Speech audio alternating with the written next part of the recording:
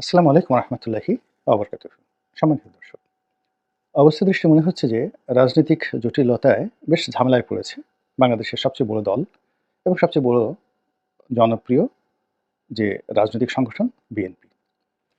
যেভাবে খুব সহজে আমরা মনে করেছিলাম যে নির্বাচনের পরপরই বিএনপি ক্ষমতায় চলে আসবে এবং সবকিছু বিএনপির নিয়ন্ত্রণে থাকবে এবং বিএনপি যেভাবে চাইবে একক কর্তৃত্বে তারা অতীতের মতো করে ২০ দলীয় জোট বা ৭০ দলীয় জোট করতে পারবে এবং তারা যেভাবে যাকে চাইবে সেভাবে তাকে পাবে। এর কারণ হলো যেহেতু তারা ক্ষমতায় যাচ্ছে, কাজেই তাদের আনুকূল্য পাওয়ার জন্য, বন্ধুত্ব পাওয়ার জন্য সবাই আনকন্ডিশনালি কোন রকম শর্ত ছাড়াই তাদের সঙ্গে বন্ধুত্ব করবে। কিন্তু এখন দিনকে দিন পুরো পরিস্থিতি তাদের জন্য বুমেরাং হয়ে পড়েছে। এই মুহূর্তে বিএনপির রাজনৈতিক অঙ্গনে কোনো বিশ্বস্ত ট্রাস্টওয়ার্দি, যেটাকে ইংরেজিতে বলা হয় ট্রাস্টওয়ার্দি, ডিপেন্ডেবল, যার প্রতি নির্ভর করা যায়, ওয়ার্কেবল, যার কার্যক্ষমতা রয়েছে এবং পপুলারিটি পপুলারিটি রয়েছে অ্যান্ড ইফেক্টিভ, আ সেই ইফেক্টিভনেস রয়েছে। এরকম কোনো বন্ধু, কোনো ব্যক্তি, কোনো গোষ্ঠী বিএনপির পাশে আছে আমার কাছে মনে হচ্ছে না। আমি কাউকে বড়ও করতে চাচ্ছি না, ছোট করতে চাচ্ছি না। বিএনপির অনেক শীর্ষ নেতৃবৃন্দ দেখা গেল যে বাংলাদেশের ১০-১২ জন বা ১০-১২ টি রাজনৈতিক দলের সঙ্গে বন্ধুত্ব করার চেষ্টা করেছে। এই মানুষগুলো বা এই দলগুলো সবসময়টিতেই সবসময় পরগাছা রূপে, আ যাকে বলা হয়, তারা তাদের অস্তিত্বের জানান দিয়েছে এবং তাদের সৌন্দর্য, সফলতা পরগাছা হিসেবে। উদাহরণ হিসেবে আওয়ামী লীগের কিছু পরগাছার কথা বলি। যেমন ধরুন সাম্যবাদী দল দিলীপ সাহেবের, কিংবা রাশেদ খান মেনন সাহেবের দল, কিংবা হাসানুল হক ইনু সাহেবের দল, অথবা সেই মাইজ ভান্ডারির যে দল রয়েছে, ইসলামী দল। তো উনারা যে রাজনীতি করেছেন বিএনপি এবং আওয়ামী লীগের বাইরে গিয়ে তারা ভিন্ন একটি প্রতীক নিয়ে স্বতন্ত্র নির্বাচন করে এসে পাশ করবেন, এইরকম মূরত জনপ্রিয়তা, গ্রহণযোগ্যতা তাদের নেই। এবং তাদের সম্পর্কে বলা হয় এদের অনেক লোক আছেন যারা খুব বড় নেতা, ভীষণ রকম বড় নেতা, কিন্তু নির্বাচনী এলাকায় একটা চেয়ারম্যান পদে নির্বাচন করে, স্বতন্ত্রভাবে চেয়ারম্যান পদে নির্বাচন করে আসার যোগ্যতা তাদের নেই। ফলে তারা সবসময়টিতেই কি করেছে, আপনার পরগাছা হিসেবে তারা বিভিন্ন রাজনৈতিক দলের পৃষ্ঠপোষকতা নিয়ে রাজনীতিতে টিকে আছে। তো এখন আওয়ামী লীগের জমানাতে যে সকল পরগাছা বা যে সকল গৃহপালিত রাজনৈতিক দল, বিরোধী দল তারা ছিলেন, আবার এরশাদের জমানাতে যারা গৃহপালিত রাজনৈতিক দল ছিলেন, কেননা এরশাদের জমানাতে তো শেখ হাসিনাকে গৃহপালিত বিরোধী দলীয় নেত্রী বানিয়ে ফেলেছিলেন এরশাদ। তো যার জন্যে এরশাদের সফলতা এই ক্ষেত্রে অনেক, অনেক বড়। তো তিনি একবার শেখ হাসিনাকে বানালেন, শেখ হাসিনা ৮৬ ইলেকশনে প্লাস জামাত।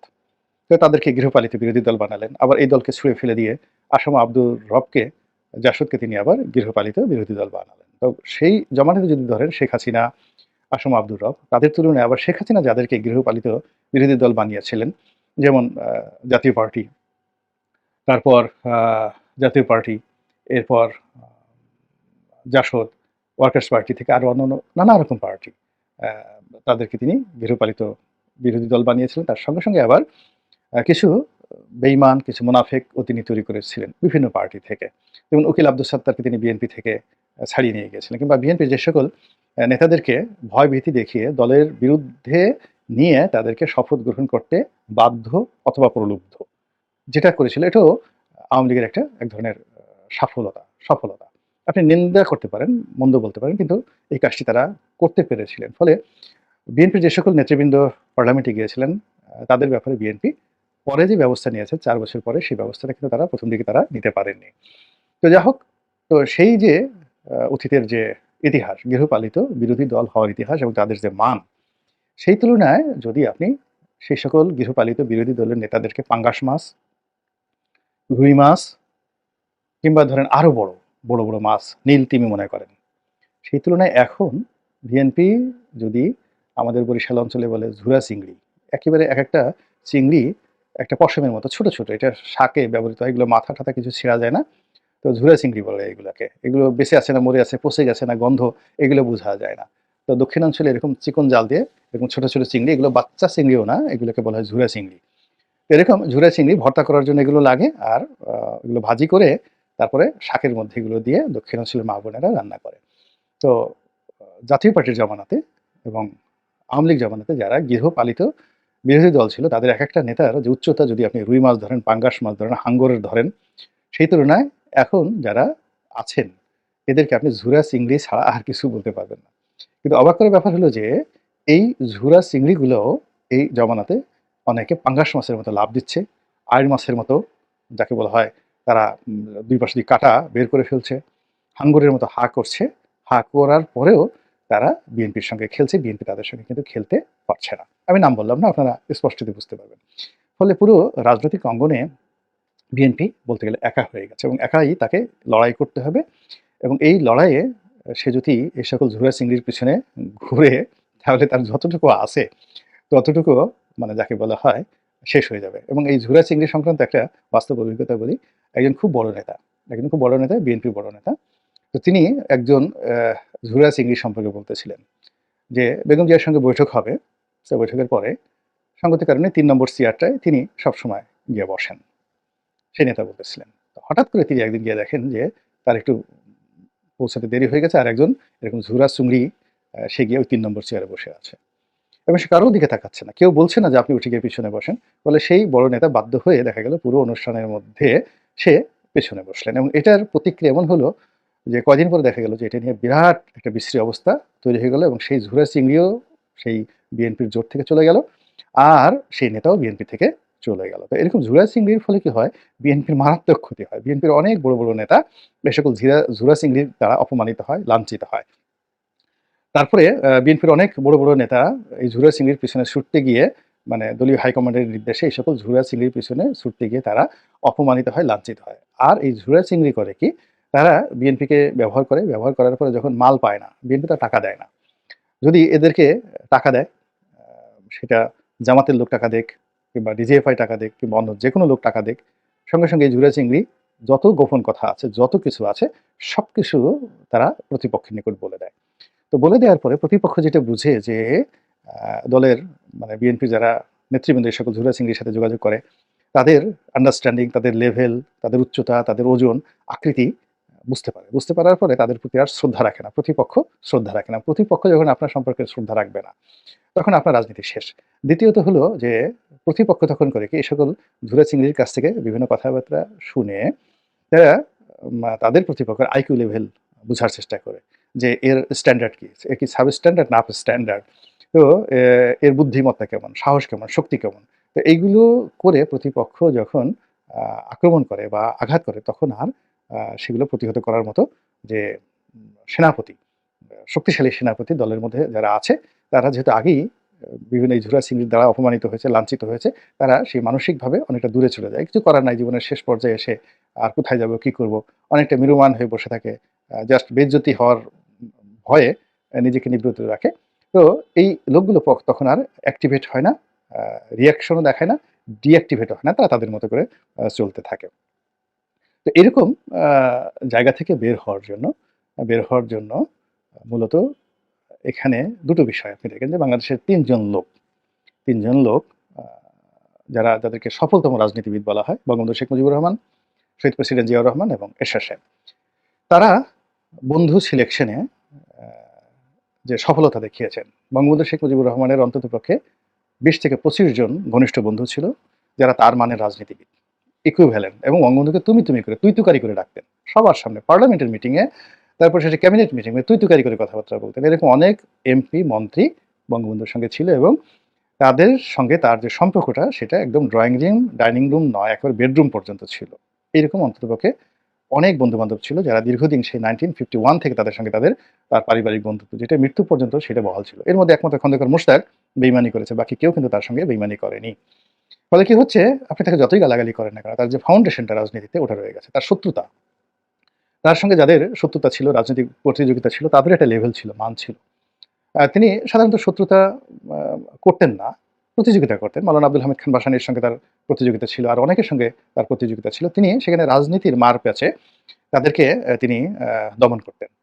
আবার এই কাজগুলো করার ক্ষেত্রে তার বন্ধু-বান্ধব তাকে সহযোগিতা করত এবং তিনি পাকিস্তান ফেরত সামরিক কর্মকর্তা, মুক্তিযোদ্ধা সামরিক কর্মকর্তা, বেসামরিক কর্মকর্তা সবাইকে নিয়ে সম্মিলনভাবে one of the finest cabinet কিন্তু তিনি গঠন করেছিলেন। সচিবালয় স্ট্রং ছিল, মিলিটারি স্ট্রং ছিল।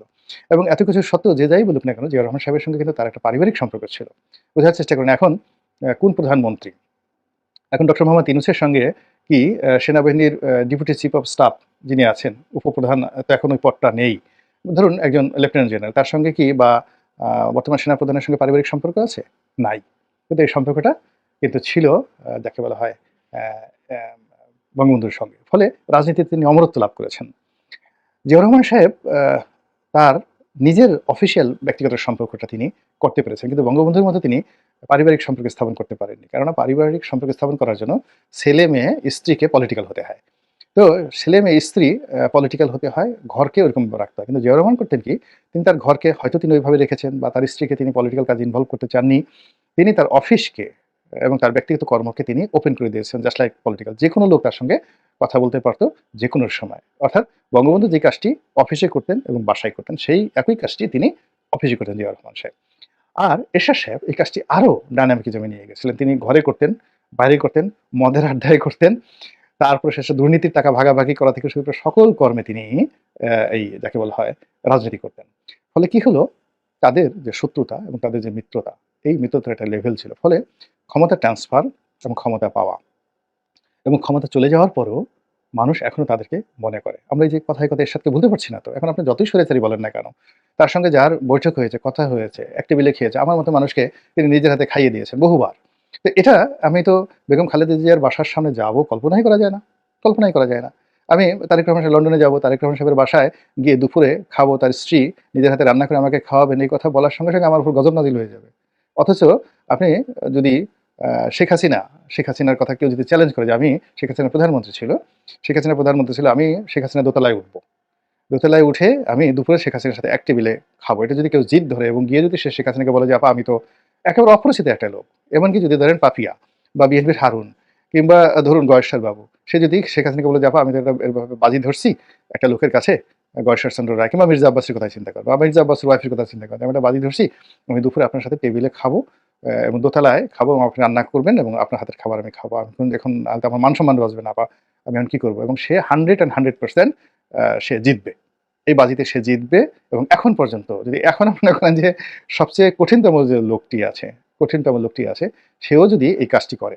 তো এই যে রাজনীতির যে ফেলোশিপ, পারিবারিক যে সম্পর্কটা, এই সম্পর্কটা যারা অতীতে করতে পেরেছে তারাই কিন্তু রাজনীতিতে অমরত্ব হয়েছে এবং বন্ধু তৈরি করতে পেরেছে। আর যারা সবসময় হলো লেফট রাইট করো, সেলুট দাও, স্যার বলো, তারপরে আমি খালি খাবো, কাউকে খাওয়াবো না, আমি খালি নেবো, কাউকে দেবো না, আমি সবসময় ঘাড় বাঁকা করে থাকবো। এই জিনিসগুলো, এই টেনডেন্সি গুলো যাদের মধ্যে থাকে, তারা রাজনীতিতে ইন জেনারেল হতে পারে না। আপনি গিয়ে দেখেন কেন মির্জা আব্বাসের বাসায় এত লোক থাকে? গয়েশ্বর বাবুর বাড়িতে, বাসায়, অফিসে সবসময় কেন লোক থাকে? ইশরাক ইয়াং ছেলে, তার বাসায় কেন এত লোক থাকে? এত লোক কেন তার বাসায় থাকে? ওই যে সমালোচনা করেন আ সেই যাকে বলা হয় বিএনপির সাবেক স্বরাষ্ট্র প্রতিমন্ত্রী। কেন এই লুৎফুজ্জামান বাবুর তার পুরো এলাকাতে ময়মনসিংহ বেল্ট, ময়মনসিংহ, জামালপুর, নেত্রকোনাতে সে যেখানে দাঁড়াবে সেখানে জয়লাভ করতে পারে। কেন এত জনপ্রিয়? মূল ব্যাপার হলো তার ঘর, তার বেডরুম, তার ব্যক্তিগত বাথরুম সব পাবলিকের জন্য ওপেন করে দিয়েছে। যেকোনো লোক তাদেরকে ওন করতে পারে। যেকোনো লোক তাদেরকে নিজের অফিসে নিয়ে আসতে পারে, বাসায় নিয়ে আসতে পারে আর তারাও যেকোনো মানুষের সাথে দেখা করতে পারে। এই যে যাকে বলা হয় আ মানে পাবলিক ওরিয়েন্টেড অ্যাটিটিউড। এই কারণে বিএনপির যে সকল নেতা, আওয়ামী লীগের যে সকল নেতা এই জিনিসগুলো বেশি করেছে। একসময় যেন মিজানুর রহমান চৌধুরী মনে করেন যে ইন 19 উনি যখন প্রধানমন্ত্রী, আমি তখন একেবারে জুনিয়র একটা স্টাফ রিপোর্টার। দুপুরের সময় উনাকে দোতলায় মানে উনার বাড়ির দোতলায় উনি আমাকে নিয়ে গেছেন। জাতীয় পার্টির সেই সময়ের যে কিংবদন্তি নেতা, আওয়ামী লীগের কিংবদন্তি নেতা মিজানুর রহমান চৌধুরী সাবেক প্রধানমন্ত্রী এবং তিনি যখন সিটিং প্রধানমন্ত্রী, তখন আমার মতো একটা লোক। অথচ আমি মদুদ আহমেদের বাসার গেটের ভিতরে ঢুকতে পারিনি ৬ মাস চেষ্টা করে। ৬ মাস চেষ্টা করে ঢুকতে পারিনি। অথচ সালাউদ্দিন কাদের চৌধুরীর বাসায় আমি গেছি, তার ওয়াইফের সাথে দেখা করতে গেছি, নাসিম সাহেবের সাথে দেখা করতে গেছি, বেডরুমে আমাকে নিয়ে গেছে। বেডরুমে নিয়ে গেছে। সালাউদ্দিন কাদের চৌধুরীর সাথে দেখা করতে গেছি, সে তার রুমে বসে ২ ঘন্টা সে আড্ডা। এর ফলে কি হলো দেখেন, সুরঞ্জিত সেনগুপ্ত, সালাউদ্দিন কাদের চৌধুরীদের মতো মানুষ পুরো রাজনৈতিক সিস্টেমকে চ্যালেঞ্জ করে সবসময় স্বতন্ত্র পাস করে আসছে। তো এইরকম যোগ্যতা যদি আপনার না থাকে, আপনি যদি সবসময় ঝুরে চিংড়ির পিছনে ঘুরেন, তাহলে কোনো অবস্থাতেই আর যা হোক না কেন বাংলাদেশের রাজনীতিতে আপনি শীর্ষ পর্যায়ে যেতে পারবেন না। শীর্ষ পর্যায়ে যেতে হলে আপনাকে আগে যারা শীর্ষ পর্যায়ে গেছে, যারা সফল হয়েছে, তাদেরকে অনুকরণ করতে হবে। সেম জিনিস অনুকরণ করতে হবে। আদারওয়াইজ এটা হবে না। আল্লাহ আমাদের সবাইকে হেদায়েত দান করুন এবং হেফাজত করুন। আসসালামু আলাইকুম ওয়া রাহমাতুল্লাহি ওয়া বারাকাতুহু।